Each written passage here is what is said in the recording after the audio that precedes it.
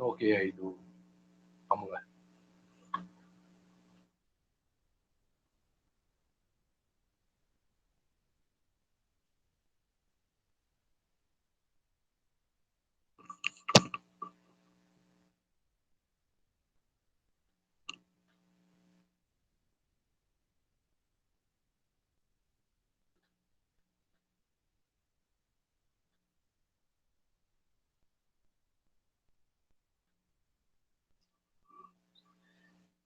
Bem, pessoal, como eu falei, hoje a gente começa, né, o que seria o segundo modelo de roteiro, que são quadrinhos, que segue a mesma lógica do vídeo e do cinema. Aliás, como a maioria, né?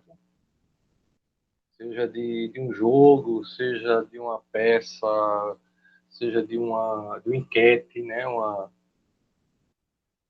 Sei lá, um vídeo, todos esses seguem aquele mesmo padrão, né? O argumento, a sinopse, a storyboard, linha dramática e o roteiro propriamente dito, como vocês fizeram, né? A gente fez os videozinhos. Então agora a gente vai ver outro modelo que é o de quadrinhos. Então qual é a grande diferença do quadrinhos para, né, o vídeo? Primeiro, a ideia de movimento. Certo? Nos quadrinhos, a simulação de movimento ela se dá pelo desenho, por vários signos, né, que a gente chama, que é o balão, a linha de movimento, a perspectiva. Então, a primeira coisa é essa. Segundo, o quadrinhos, a forma clássica dele, né, é o desenho. De forma clássica. Já tentaram fazer quadrinho para fotonovela e realmente não, né? Aliás, ficou uma coisa tão ridícula que a fotonovela virou um subgênero, vamos dizer, de revista de fofoca e não de revista de quadrinhos.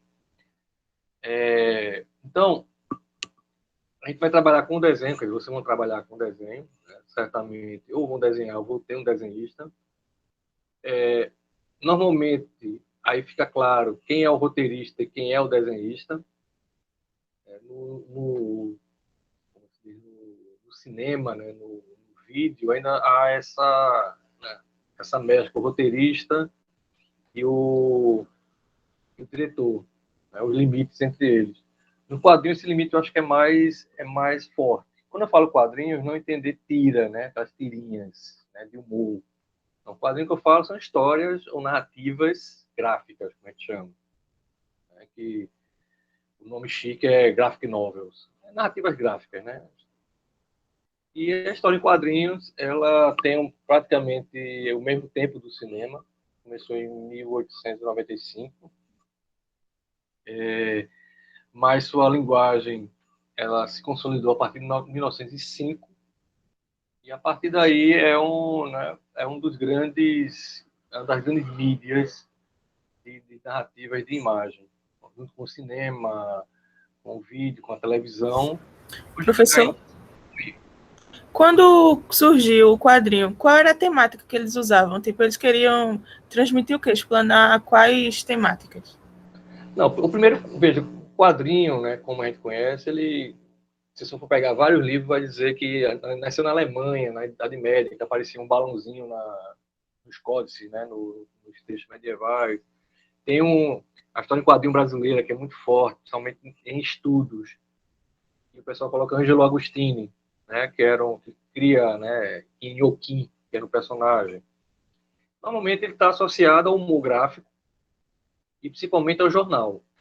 Né? Eu não dissocio o quadrinhos a essa explosão de mídia que vamos ter, principalmente jornalística, a partir do final do século XIX. Tanto é que o primeiro personagem de quadrinhos, que eu considero, assim, os estudos, né, sempre consideram, que é Yellow Kid, que é um personagem que saía no suplemento dominical do New York Tribune.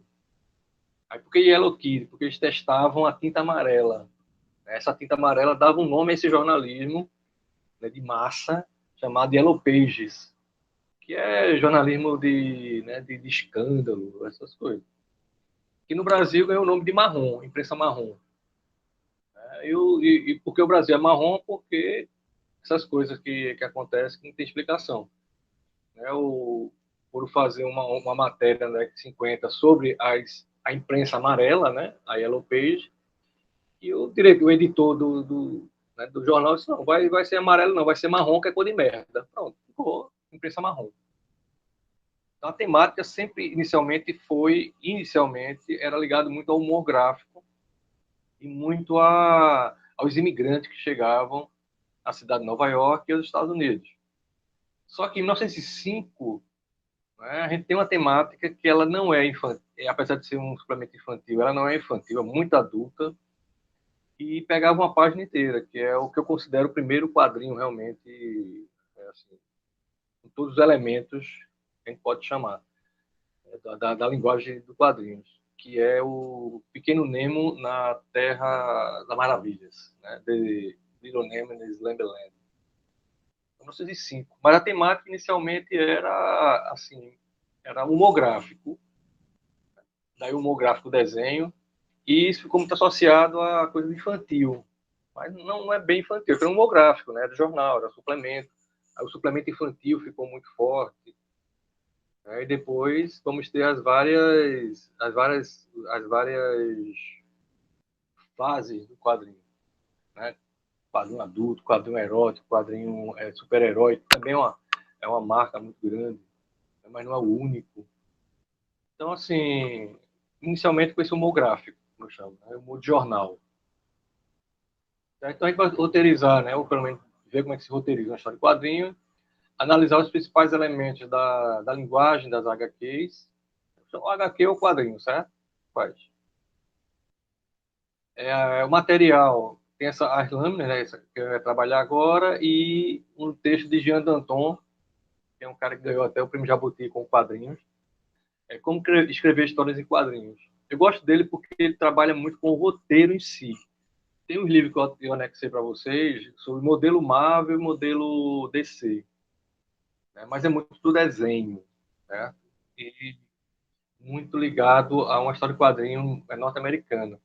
Tem um modelo europeu que eu sigo, né, que a gente chama full script, que é quando o roteirista ele domina por completo, né, ele descreve o que o quadrinho vai ser. A gente vai ver esse modelo, que é o que eu sigo. Né? E que está muito próximo do cinema, está muito próximo do vídeo. É que você descreve, como a gente estava fazendo, né? A gente descreve literalmente o que vai acontecer. O quadrinho é mais, o cara dizia até a posição do pé do personagem, para você ter uma ideia. Né? Aí tem os vídeos que eu coloquei, eu dei um curso de quadrinhos no ano passado. Eu coloquei essa aula aí, mas quem quiser dar uma olhada, tem história dos quadrinhos, essa dúvida que vocês perguntaram aí. Quem foi perguntou, não vi. Tem lá todas as fases, como começou, né, até o quadrinho brasileiro. Então, quem quiser dar uma olhada lá, né, segue o canal, aperta o sininho, né, dá o like, essas frescurinhas todinha. Mas tá lá no... Você acessar esses vídeos, automaticamente você entra lá na playlist. Parnasianismo? Você tá parnasianismo aí, bicho? É porque você falou que o autor descrevia bastante a cena como se fosse um Alan Moore da vida, aí eu lembrei do parnasianismo. Pô, foi longe, hein? Alan Moore, ele é inglês, né? Então o modelo dele é inglês. Ele simplesmente, um quadrinho dele é uma página de descrevendo como é que ele quer que o quadrinho seja. Eu chamo esse modelo europeu. Certo? Eu vi muito isso quando eu analisei Asterix ou Gaulês. Então, assim, a grande característica do quadrinho é que, assim, você tem um quadrinho de humor, né, e você tem um quadrinho narrativo. Então, a gente vai se concentrar aqui no quadrinho narrativo, que é você pegar uma história e contar uma história. Né? Você pegar um livro e transformar esse livro em quadrinhos. Não, só cada quadrinho da Piada Mortal é uma folha, é uma página. Então, vocês imaginam como o Alan Moore, né, controlava o que ele queria.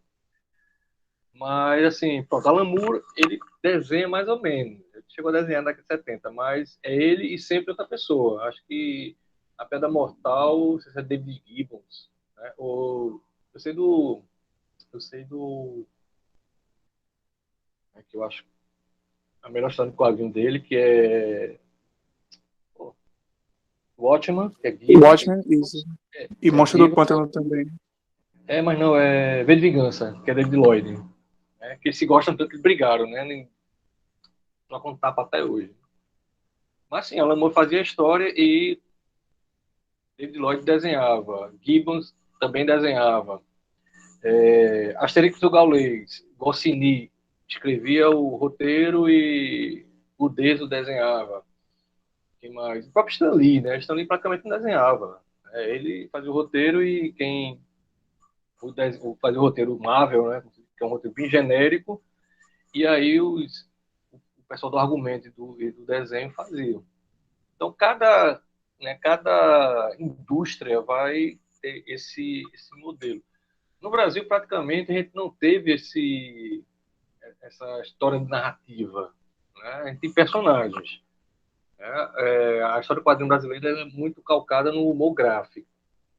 Então, a gente tem só Mozart Couto, na década de 70, que trabalhou com quadrinho narrativo, mas a grande maioria, depois eu me lembro de alguém, a grande maioria trabalha com humor gráfico. Né? Você tem agora, né, acho que na década de 2010, a Vendetta, né, que é uma editora, começou a trabalhar com quadrinho narrativo. Você tem o de Salete, ganhou prêmios e mais prêmios aí de desenho narrativo, né, com Capoeira Angola. Na realidade, há muito essa mistura, mas por causa da característica da gente, né? Assim, da característica do humor gráfico brasileiro, que é muito forte, não é pouca coisa, não. Então, assim, a gente vai ver, não vou entrar muito nesse, nesse assunto. Quem quiser dar uma olhada lá nos vídeos do curso de quadrinhos, que praticamente são, acho, mais 15 aulas que eu dei. Alguns repetem muito o que a gente viu aqui, porque eu comecei com argumento. Praticamente o que a gente viu, essa primeira fase de roteiro, eu repeti não, né? Eu utilizei para dar quadrinhos. Nas aulas de 7 para cima, que começam realmente o quadrinho especificamente. E a história do quadrinho e essa parte de linguagem são as 3 primeiras aulas. Então lá. Você procurar no YouTube, dá um like, né? Se inscreve no canal, aquelas coisas. Ok? Então vamos passar já aqui para o.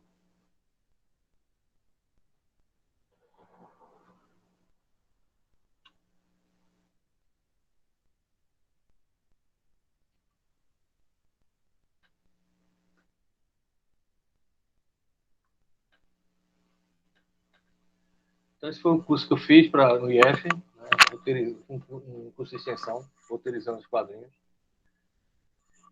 E, assim, o principal elemento da linguagem do quadrinho é o que eu chamo de enquadrinhamento. Né? O enquadrinhamento está para o cinema como o plano está para o quadrinho. Ou seja, o enquadrinhamento é a sequência, né? A montagem. Então, quando você tem no cinema a montagem, no quadrinho a gente tem o enquadrinhamento, que é mais do que você fazer o quadrinho. Né? É você pegar os 3 principais elementos que faz o quadrinho e, a partir daí, trabalhar com esses elementos.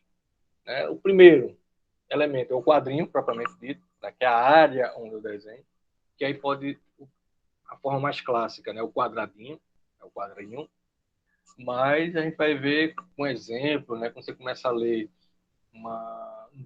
também um quadrinho europeu, esse quadrinho ele serve só por base, porque na realidade o cara tem liberdade total para trabalhar. Mas ficou o quadrinho como a área, né? O plano, né? A unidade mínima, eu chamo da linguagem do quadrinho. Então, o quadrinho está para o quadrinho, está para as histórias de quadrinho, como o plano está para o cinema. Ou seja, a primeira é o recorte, né? Aquele fragmento mínimo da linguagem. Segundo, as linhas de movimento, que é mais do que mostrar o movimento. As linhas de movimento, elas dão um ritmo de leitura. Elas indicam, né, se eu estou lendo da esquerda para a direita ou da direita para a esquerda, né? Onde como se faz o movimento. Essa é a grande... Na verdade, não é que fosse um storyboard melhorado, né? O storyboard ele tem uma função. Qual é a função do storyboard? É definir, né, os pontos altos da história. Né? O quadrinho não, ele vai contar a história através do desenho, através da linguagem gráfica propriamente dita. Muitos quadrinistas, né, fazem o storyboard, porque o cara quer bem fiel. Mas assim, é outra, vamos dizer assim, é outra função. Mas como é um quadrinho, né, e tem um desenho, então fica, como se disser, é um quadrinho melhorado. Não. Tanto é que você faz storyboard para quadrinhos. O próprio quadrinho, você precisa de um storyboard para saber como é que vai funcionar aquilo ali, né? Como é que ele vai aparecer. E o terceiro elemento é o balão, né? Que é mais do que a história, é a fala. É o plano, né? É o frame, o quadrinho é o frame, é o plano, é a unidade mínima da linguagem. Vários quadrinhos fazem uma sequência. E um conjunto de quadrinhos a gente tem a página. Entendeu? Então, assim, quando eu comecei a estudar quadrinhos, a grande dificuldade é que praticamente toda a linguagem era cinematográfica. Então, os livros de quadrinhos, assim, as análises que eu ia ver, normalmente o pessoal usava plano, né? Todas aquelas categorias que a gente viu quando viu cinema e vídeo. Eu tive que transpor. Né? Meu primeiro trabalho de graduação, 90, 91, foi justamente fazer isso. Pegar a linguagem do cinema e tentar quadrinizar ela. Então, o enquadrinhamento, né, essa é a base da linguagem dos quadrinhos, que é o quadrinho propriamente dito, as linhas de movimento e o balão. Né? Como eu disse, muita gente acha que o balão é a história, é o texto. Não, o balão não é o texto. O balão é a fala. Né? O texto é o conjunto, o desenho, mais o quadrinhamento, a linha de movimento, a perspectiva e a fala, se tiver. Né? Então a gente vai focar agora basicamente no balão, né? Que é o texto, vamos dizer assim, é o que é falado. Né? Então o balão, ele pode se representar, né, a fala do personagem mais o pensamento. Né? E aí, assim, para cada função da fala, ou do pensamento, ou do texto, né, escrito, ele tem uma característica. Né? Então, o balão, normalmente, de fala, normalmente, né, ele é elipse, né, mas tem quadrado, e vai variar de acordo com o quadrinista. E o pensamento é aquele feito uma nuvenzinha que ficou meio convencional, né, que era o pensamento. Às vezes você usa muito o que a gente chama de caixa de interlúdio, né? Que é aquela caixinha que no vídeo é um pouco aquela coisa da narrativa em off. Então, lembrado, é um texto que não aparece, né? O cara não está falando, ele aparece como uma narrativa, né? Ele aparece como explicando alguma coisa. E as onomatopeias, que é mais do que o barulho das coisas. A onomatopeia, ela tem a mesma função das linhas de movimento. A onomatopeia, ela serve para indicar o movimento. Né? Se está sendo repetido, se está sendo de um movimento só, se ele está sendo para frente, para trás. Então, as onomatopeias, elas indicam a intensidade do movimento. Então, se você bota uma onomatopeia, um ui, né? Eita, bati, ui desse tamanho, é que a dor foi pequena. Se você bota um ui desse tamanho, é porque a dor foi valendo, né? A dor foi para rachar o bico. Então, o tamanho, né? A intensidade, aí fica também a cargo dos quadrinistas, que aí o pessoal realmente capricha, né? Assim, tem gente que inventou formas de fazer quadrinhos, né? Só com onomatopeia. Ziraldo, que é um brasileiro, ele tem um livro só de onomatopeia. Cabum, tem umas histórias assim, não, o inglês é bom porque normalmente a onomatopeia no inglês equivale assim, knock, né? Knock é bater, né? Você, o toque da gente é o knock, que em inglês é bater. Mas não tem explicação nenhuma, certo? A onomatopeia, cada um faz do jeito que quiser. Né? Você inventa o barulho. Cabe aí, né, não só o barulho, mas também o movimento do desenho. Vou pegar alguns exemplos aqui, dando para ver.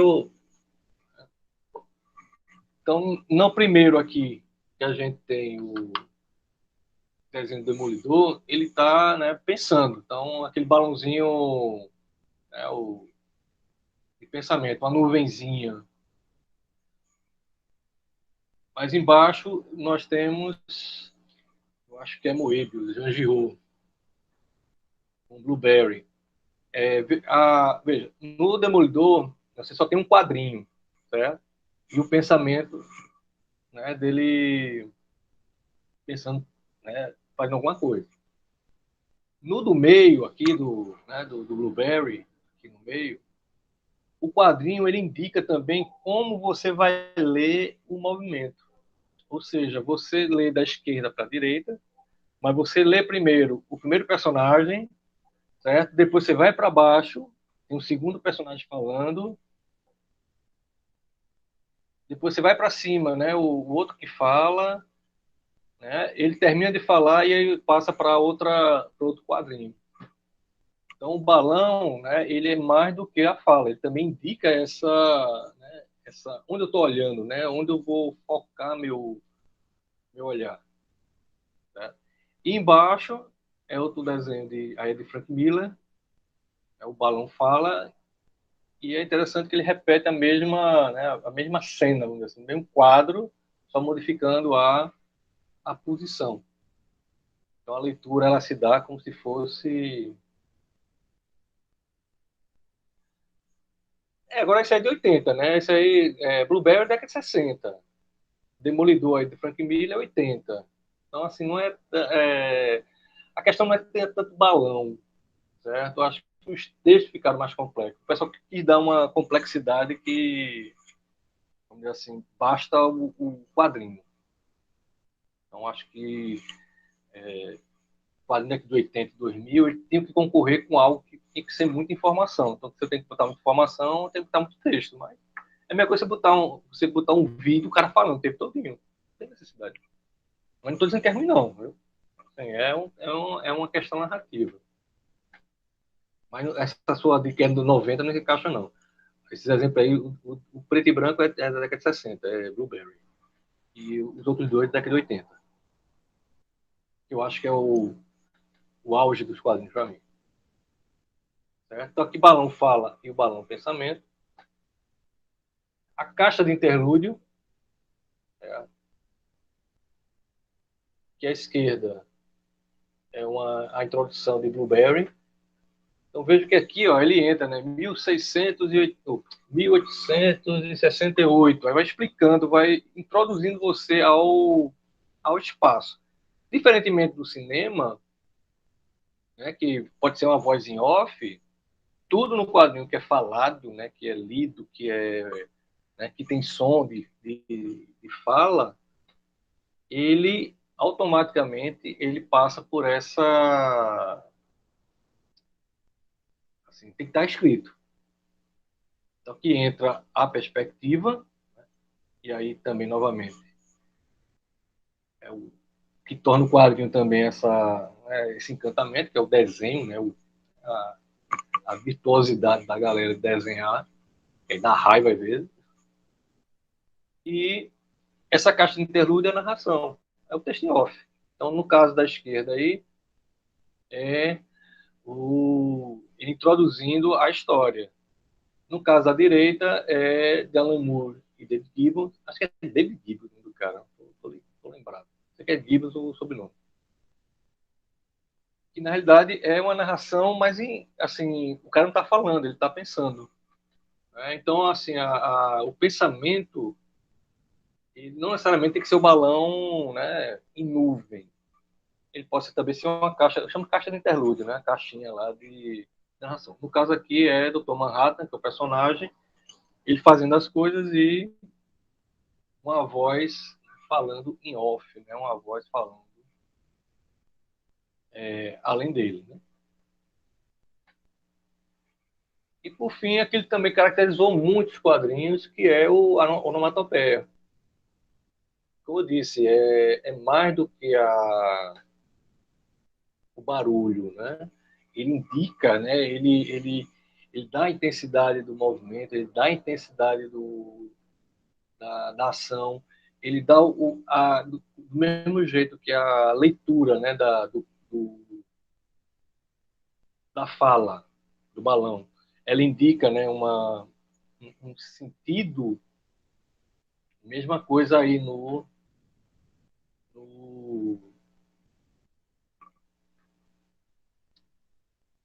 na onomatopeia. Certo? Então, no caso aí, eu acho que é um super-homem. Não estou lembrado qual foi a página que eu tomei aqui, porque isso é errado, né? Tem que dar a referência. Vejo que não tem, né? Não tem relação nenhuma com a escrita. Né? Mas você escreve trovão, cara, bum, sei lá. No caso aqui de Asterix, né, que está Obelix, a onomatopeia ela serve também para indicar, né, o vai e o vem, né, a intensidade, a repetição do movimento.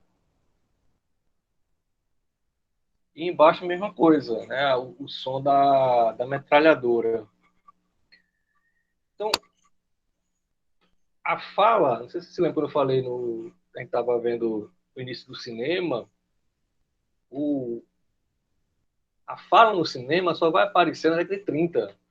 Ou seja, 30 anos depois praticamente o cinema se localizar como linguagem, que também fica por 1905, por aí. Né? Embora, assim, ele tenha sido o nascimento do cinema, como da história em quadrinho, seja 1895, né, o quadrinho começou a bater em 1896, só para não bater com o outro. Mas a linguagem, assim, os elementos da narrativa cinematográfica, ele surge a partir de 1906, 1907, com quadrinhos também, 1905, 1906. Só que, diferentemente do cinema, o quadrinho já tinha fala.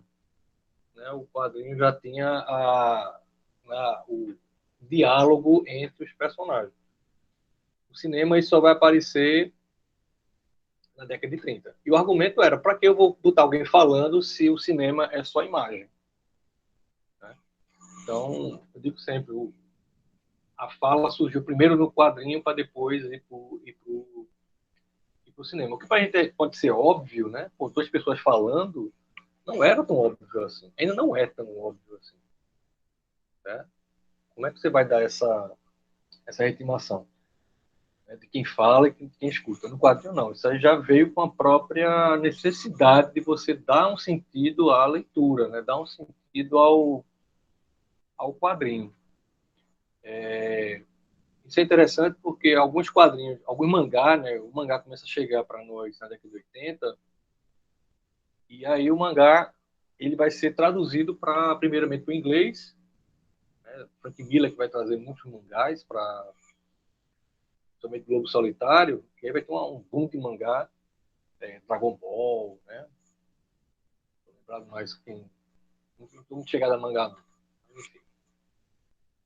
E aí o pessoal tinha que rebater a chapa, né, da história, né, do fotolito, né, da história em quadrinho, do mangá, porque o japonês lê da direita para a esquerda. Então, até o movimento ele mudava. Aí tem uns erros assim de continuidade terríveis. Tem um Lobo Solitário lá que começa aqui, depois vem para cá. Onde é que tá né, a história. E aí você vê a importância da narrativa, da fala, né, dentro dessa narrativa. Pronto. Então, a gente tem um balão. Deixa eu ver se eu acho aqui o.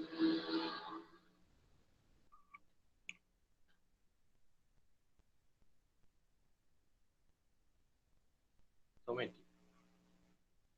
Alguma dúvida, pessoal? Vocês leem quadrinhos? Eu está tão fora de moda. Né? Não? Sim, muito. Muito.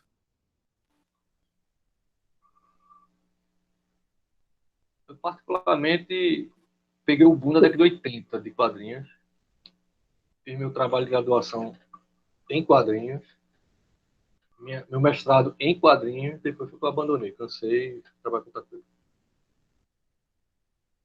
Ô, Paulo, e é interessante notar, porque assim, eu ouvi uma vez de um professor que o único momento de suspense real em um quadrinho é o último quadrinho de cada página, porque você não sabe o que vai acontecer na próxima página.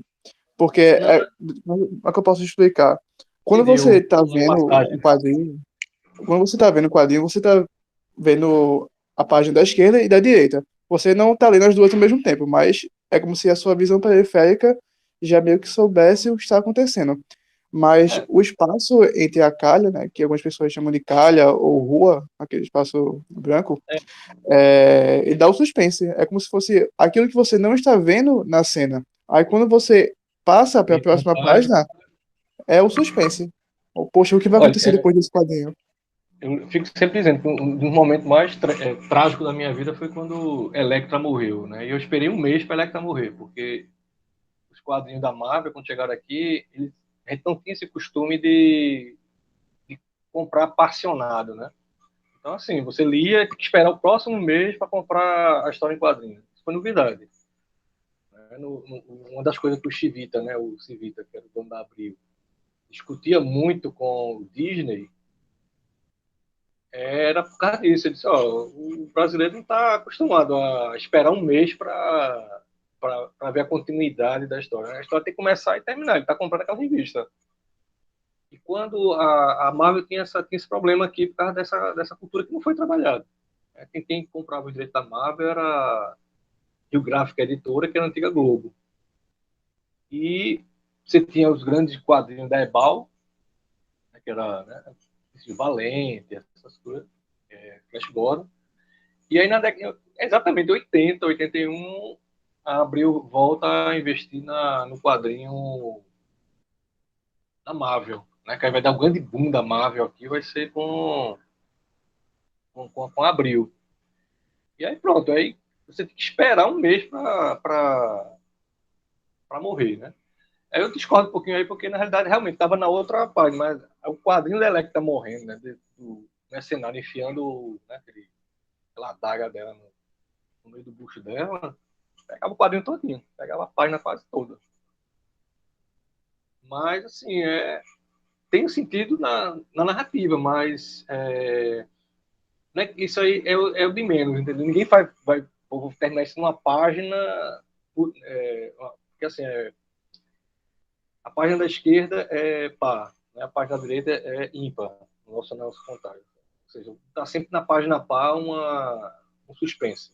Nunca vi, em tudo que eu estudei já, ninguém pensa assim, entendeu? Mas tem esse sentido, mas nunca vi ninguém trabalhar exatamente para isso. É, na realidade, quando o Homem-Aranha, quando chega aqui, ele já chega com, né, a fase final da década de 70. Aí são especificidades de um tipo de quadrinho, certo? Que eu gostei muito, mas assim, está influenciando muito o cinema, que é o quadrinho da Marvel, né? O super-herói, DC e Marvel. Deixa eu só ver aqui eu pensei que tivesse completo esse material,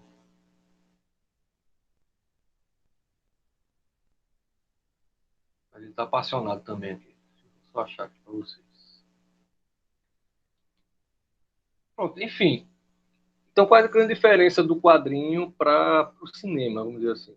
É porque no quadrinho, o roteirista, que a gente vai ver na próxima semana, ele descreve, literalmente, todo o quadrinho. Vamos citar aí, a Piada Mortal de Alan Moore, cada quadrinho é uma página é uma lauda, como a gente chama, né? É uma página de A4. Então, é uma redação de 30, de 30 linhas. Então, e qual a diferença disso? É que o cara tem controle sobre o que vai fazer. Eu analisei o roteiro de Asterix ou Gaules. O Goscinny dizia qual era a posição que o pé de Obelix tem que estar. O Obelix está descendo da escada com o pé esquerdo não sei aonde, com o pé direito não sei o que, com a mão levantada. Quando o Deso pegava o roteiro, ele só desenhava. Veja, não é Alan Moore que é meticuloso. É um tipo de roteiro para quadrinhos em que o roteirista ele descreve, ele praticamente ele diz para o cara que vai desenhar, eu quero assim. É por isso que tem uma briga de Alan Moore com David Lloyd. Porque Alan Moore disse, ó, eu mandava ele fazer assim, ele fazia assado. Eles brigaram os dois, estão brigando até hoje. Não sei se é Alan Moore ou David Lloyd, isso não é meu não, isso é dele. É tão puto que ficaram. Então, assim, não é Alan Moore que é isso, é meticuloso. É um tipo de roteiro, totalmente europeu, Alan Moore é inglês, né? É um tipo de roteiro que ele é, vamos dizer assim, ele é muito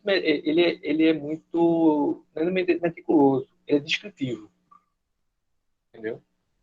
Então, Manara é assim, você pegar o quadrinho da Metal Hurlant, que é a revista francesa, Moebius, é porque tem uma ala do quadrinho que é europeia, que é bem mais robusta nesse sentido de narrativa do que o quadrinho norte-americano, entendeu?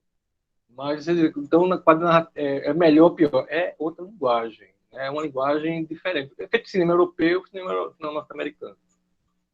Ou, pelo menos, assim, né? Uma narrativa norte-americana, uma narrativa japonesa. O mangá mesmo veio para abalar a estrutura, porque a indústria do mangá era absurda.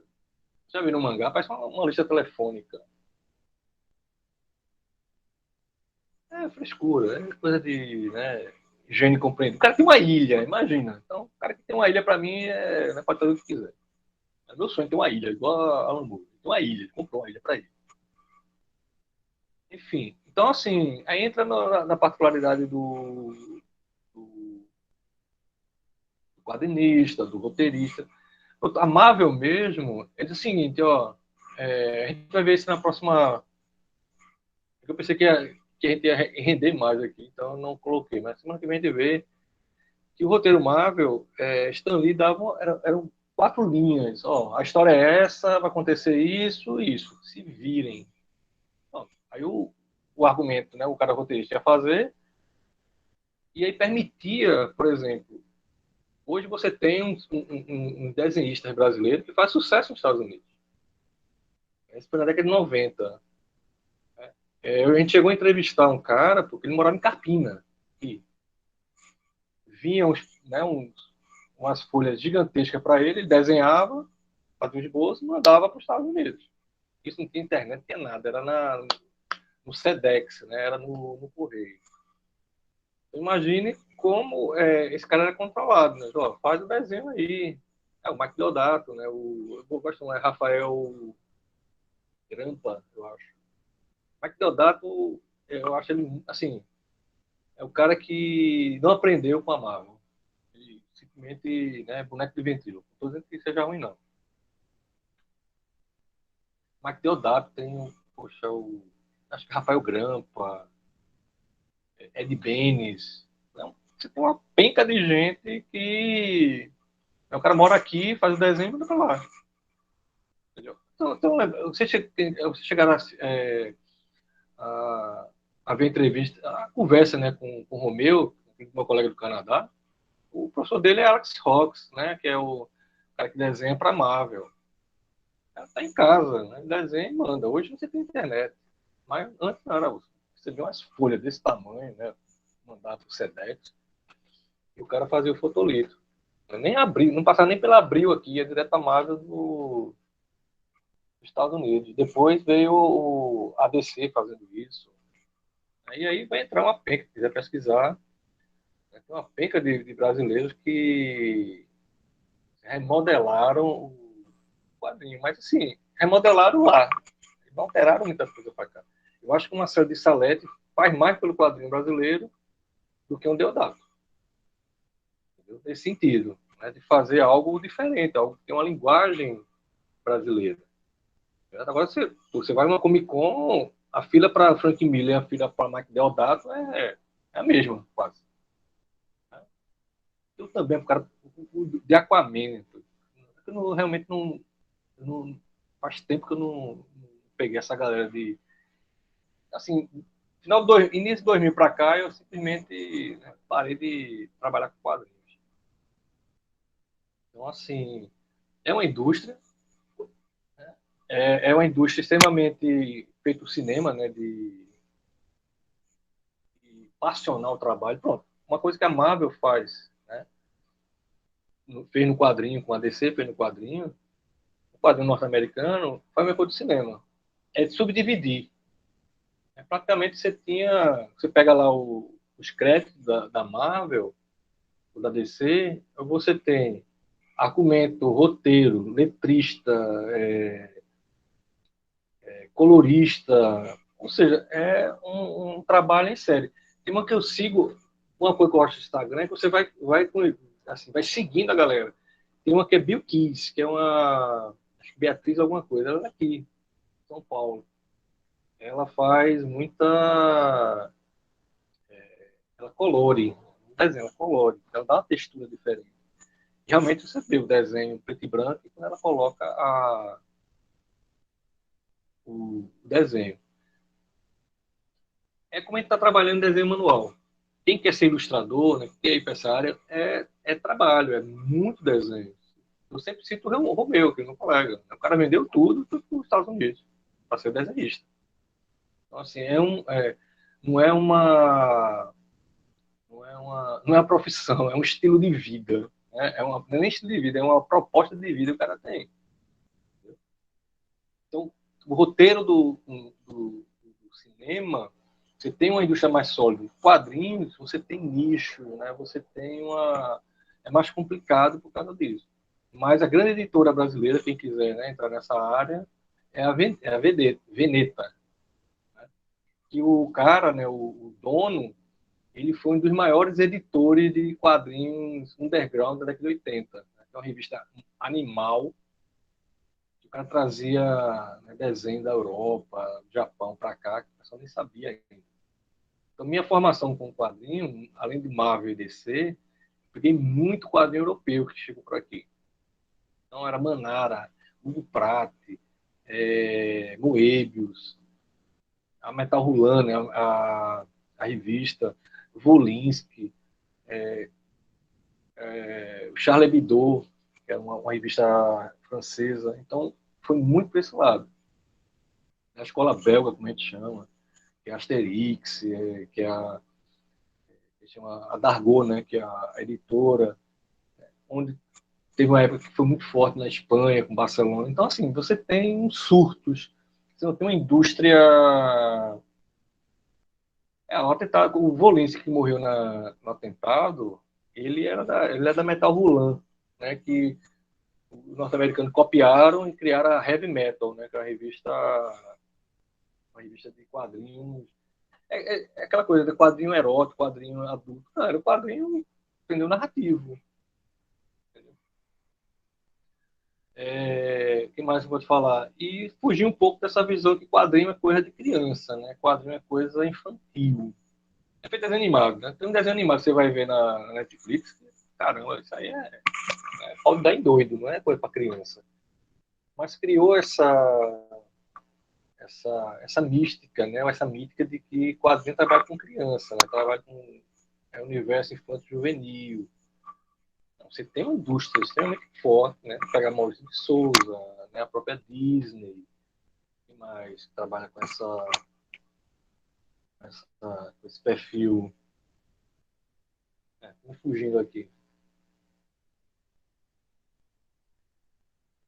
Era, agora veja, essa, né, o Comic Guarantee Part, né, que é o tipo um controle dos quadrinhos, ele é muito americano. Na Europa não tem essa merda, não.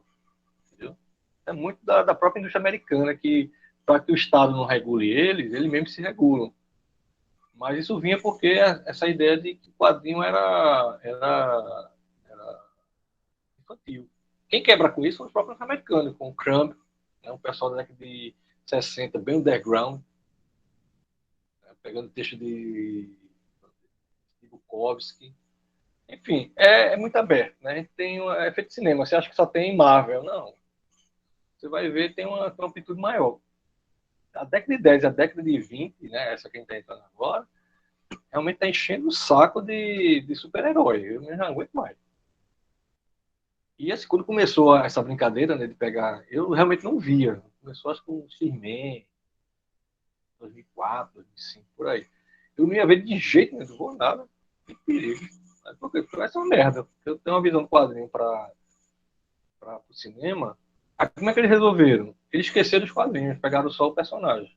Aí foi a solução. Eles tentavam pegar a história em quadrinho e transpor para o cinema, estava uma merda. O caso da Asterix. Toda vez que ele pegava a história em quadrinho e tentava filmar a história em quadrinho, ficava uma porcaria. Aí teve um que ele pegou o personagem de Asterix e Obelix, a ideia, e aí filmaram. Aí pronto, ficou totalmente diferente. Ficou outra referência. Certo? Então, assim, dê uma olhadinha nos vídeos que eu coloquei. Né? Tem esse material do enquadrinhamento, do linha de movimento, do quadrinho, que é muito desenho, por isso que eu não entrei muito nisso, eu fiquei mais focado no balão, no texto. Né? Para ser um bom roteirista, como sempre, você tem que ler muito, tem que ter muita referência, certo? Tem que estar assim, sempre ligado nas coisas, tem que escrever muito. Toda atividade ligada à criação, né, é muito trabalho. Essa ideia, né, caiu um raio, estava ali olhando, né, do nada, não vai nessa onda não. Certo? Isso é para minimizar o esforço. É muito trabalho. Tem a ver com desenho. Então, próxima aula, né, próxima semana, a gente vai ver como é que se roteiriza um quadrinho. Aí, porque não acelera muito. É a mesma coisa que a gente está fazendo para o cinema. Mesma coisinha. Argumento, sinopse e por aí vai. Até chegar ao storyboard, que não é um quadrinho melhorado, piorado, no caso. A gente viu a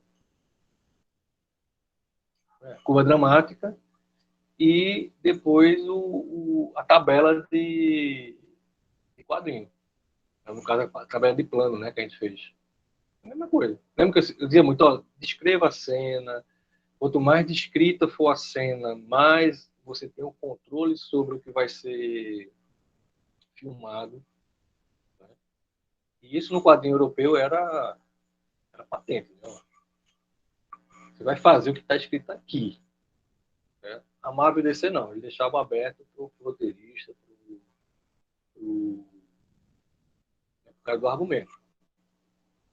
Né? E aí ficava a tabelinha. Beleza? Então também se achar aqui algum material para a gente ver, realmente eu.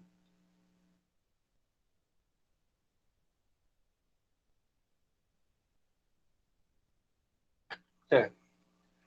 Bem, voltando aqui para a atividade da semana passada, certo? Que era para vocês terminarem até hoje.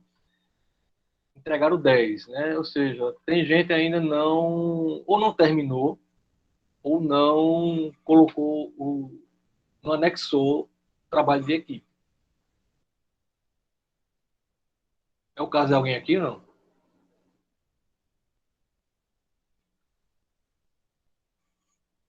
E aí, pessoal? Adriano, Ana Beatriz, Ana Clara, Carolina, Deise, Certo. Diogo, Dila, Luísa, Maria Sabrina e Maria Gabriela, só. A não ser que alguém tenha entregue na semana 12. Deixa eu ver aqui.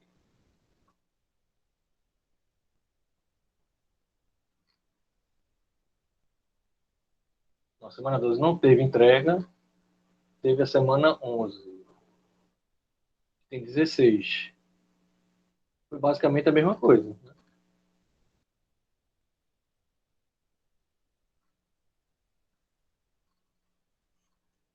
Foi basicamente a mesma coisa. Então tente colocar na semana 13, porque de 24 aqui só tem.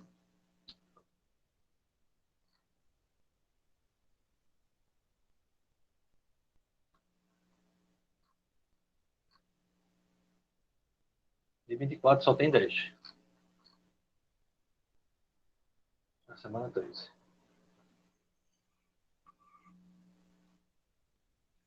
Ok? Hoje foi mais curtinho a aula. Vejam lá os vídeos que eu coloquei, tá? E quem quiser um pouquinho de história dos quadrinhos, começa nos vídeos 1 e 2. O 3, o 4, o 5 e o 6 é parte de roteiro. O 7 a gente vai trabalhar semana que vem, que já é roteiro de quadrinhos. E depois vem a parte de quadrinização, realmente.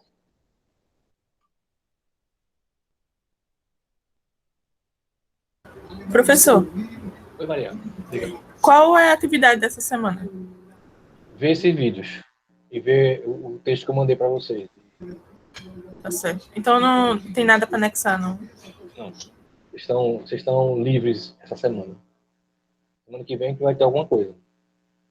Mas, assim, até semana que vem vocês não vão ter nada. Eu acho que vai ser só o trabalho final mesmo, no dia 4, para entregar. Dia 4 e dia 5. Dia 5. Entenderam? A gente vai ter. E hoje vocês dão uma olhadinha no. Olhadinha não. Dá uma olhadinha no material. Tem esse texto de. Vamos ver.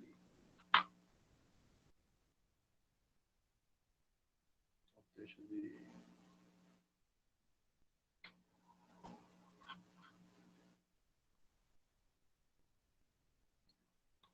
Gia Danton, que eu anexei lá, como escrever história em quadrinhos, onde ele coloca 2 tipos de roteiro. O modelo Marvel e o Full Script, que eu chamo de modelo europeu. O Full Script é o que acho que foi Dylan que falou aí, é o modelo de Alan Moore. Praticamente ele descreve o que quer fazer. Mas não é só de Alan Moore, não, é o modelo europeu.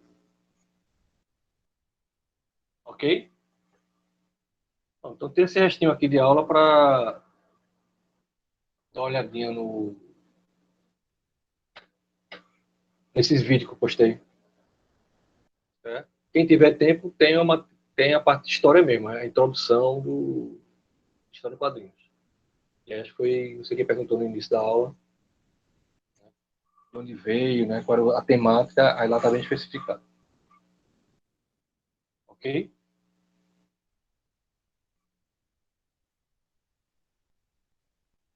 Beleza? Então dê uma olhada, pesquise lá esse material. Semana que vem a gente vai entrar mais com texto mesmo.